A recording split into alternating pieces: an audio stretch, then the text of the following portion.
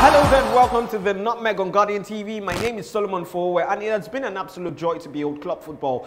We saw the Premier League return, that was last weekend, and also the French Ligue 1 returned last weekend. And this week we've got the Bundesliga and the Spanish La Liga returning to our screens.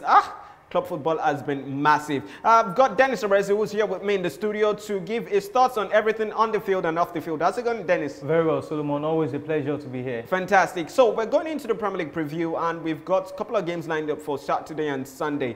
We've got Arsenal against Burnley. We've got Aston Villa against Bournemouth. But the ones that really stick out, jump out at you, is Southampton against Liverpool. And the big one on Saturday, Man City against Tottenham. So let's just start from the game between Arsenal and Burnley. We saw Arsenal get a very, very effective victory against Newcastle, 1-0. But this time they're going to be facing a Burnley side that is also coming off a 3-0 victory. Impressive, by the way, 3-0 victory over Southampton. Do you think Arsenal have it in them to get past Burnley in this one? You look at this Arsenal team as it were, you know, for three seasons now, they've been losing their opening fixtures for the Premier League.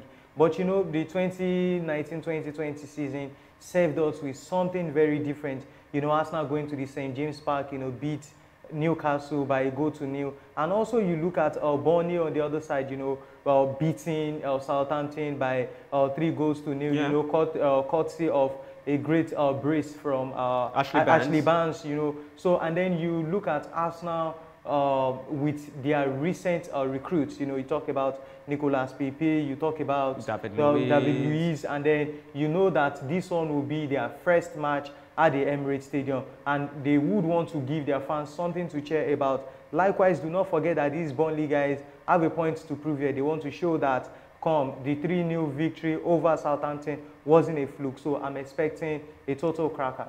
Total cracker we're going to be getting. And moving to the game between Southampton and Liverpool, we saw this Southampton side capitulate against Burnley. Ralph Hasenhuttl side were really, really poor in that game. So they're going to be facing against a Liverpool side who is also coming off a 4-1 victory against Norwich City. Do you think Liverpool are going to be steamrolling past this Southampton side? Southampton have not been impressive, believe you me, because if you consider their performance last season and then you want to expect them, you know, to get off to a flying start in this new season. But, you know, disappointing to me and disappointing to so many other football fans that were looking out for Southampton, you know, to be one of these teams that will really push hard into that top 6 zone this season. But you know what, they are facing Liverpool in this opening fixture. And do not forget that although Liverpool won by 4-1 against Norwich in the opening fixture, I also have been able to identify a few lapses in this Liverpool side. Because if you also watch closely their UEFA Super Cup match against Chelsea, you see that this Liverpool side have not been so compact in defense like we saw them last season, which was the reason they brought in Virgil van Dijk. But maybe their recent success have sort of creep into their mentality and let them lose in the defense. So in this match, I see Liverpool with an edge, you know, considering the box of talent that they got in the midfield and also going forward. But in defense, believe you me, you can't trust any of these guys. Southampton have their lapses. Liverpool, we've seen that they can be caught unaware this season. And then I expect Liverpool to take this one. Well, yeah, for the attack of the Sutton side, we have Che Adams, we have Danny Ings, and also we have Nathan Redmond, who we believe probably will be doing some things in that game against Liverpool. Do you think that this core of players, this set of players, are good enough to hurt the likes of Virgil van Dijk, and probably we're going to be getting Joe Gomez, Alexandre Arnold, and also Robertson at left back? Absolutely, absolutely. You know, when you talk about the English Premier League, you know, the English Premier League is a place that you just expect the unexpected at different points in time in the season. And do not forget, like I said, that in as much as Liverpool, you know, cruised past Norwich in the opening fixture, we did not see the sort of very impressive performance. But we're looking at it on the background of the fact that those attackers for Southampton were not able to dent the Burnley defense. Now, you want to blame that on maybe some sort of opening fixture conundrum there. But, you know, going forward, I believe that the team should have gotten their mojo together. But even with their mojo, I don't expect them to beat Liverpool. But if they do, it will be a miracle. Well, Dennis has called it at the St. Mary's Sutton against Liverpool, and also for the final game on Saturday, we've got City against Spurs, a huge one at that. And a bit of start, Tottenham have lost their last 3 visits to Etihad and lost their last 6 away matches. That doesn't seem or sound so well for Spurs heading to this side, but typically it's always been a tough game between both sides. Spurs with enough energy, Spurs with a lot of grit now against a City side coming off a 5-0 win against West Ham. Although in that particular fixture you'll think they're still not at their swashbuckling best, but we saw enough for us to think that they could hurt the Spurs side. Solomon, I really want to differ with your point here, you know, because we see that Manchester City go away to the London Olympic Stadium, you know, trashed and decimated West Ham with a 5-0 victory. And, you know, bringing that into the picture, considering that Tottenham also won their last game, their opening fixture against Aston Villa. So I also want us to bring this into perspective. Do not forget that these two sides met at the quarterfinals of the UEFA Champions League last season. And then you know that Manchester City are the wounded lions here, and then they want to go all out, you know, to ensure that this Tottenham side pay for their eviction out of the UEFA Champions League. And then we have also seen that Pep Guardiola have found a way to always, you know, motivate these guys, despite winning all the trophies that you can talk about in England. You know, last season they took the Premier League, they took the FA Cup, they took the Carabao Cup. But this Tottenham side, I do not mean to sort of demean their ability, but I'm here saying that I do not see them have enough firepower to go over this Man City system. Well, okay, you believe that, but I sort of disagree to this extent that we've seen Spurs traditionally punch above their weight. And you would say that this City side maybe marginally are better than the Spurs side. But like I said earlier, this City side have not gotten into full gear. The 5-0, awesome. But we could still see lapses in their play. We could still see that the defense was not absolutely where you expect it to be. It's a Spurs side. It is expected. Yeah, it's a Spurs side that will test them.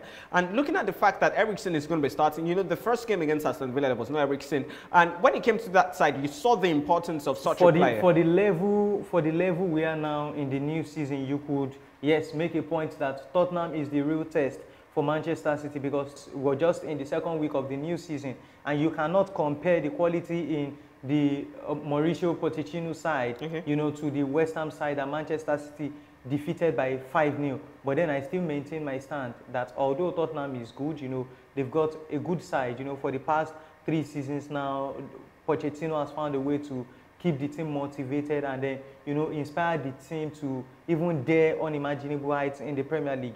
But I still maintain, just like the stats even favor Manchester City, I do not see them going over Man City in this one. Well, your take on that, and just sashaying into the game between Chelsea and Leicester City that comes up on Sunday.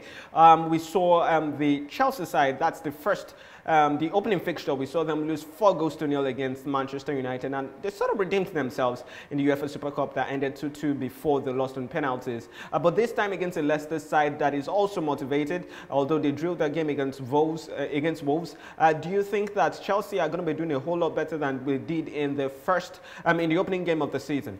Yeah, certainly they will be doing better, because you look at the sort of performance that is, though you could say that majority of a very young squad, you know, Frank Lampard put up in the opening fixture against Manchester United, and then they were thumped 4-0. You know, a lot of people don't want to hear this story, but you know, on the aftermath, they faced Liverpool in the Super Cup, and then they really gave a good account of themselves. Yeah, they did. Now, if they could also go a notch more higher, you know, to even try to improve on their performance against Liverpool, of course, I even think that if they can be able to put up the same performance, the level of performance that they had against Liverpool, against this Leicester City side, I think Frank Lampard might be smiling at his first 3 points in the Premier League. But looking at that fixture that is just going to be coming up, what do you think Lampard should be doing differently to the first game against Manchester United? Or do you think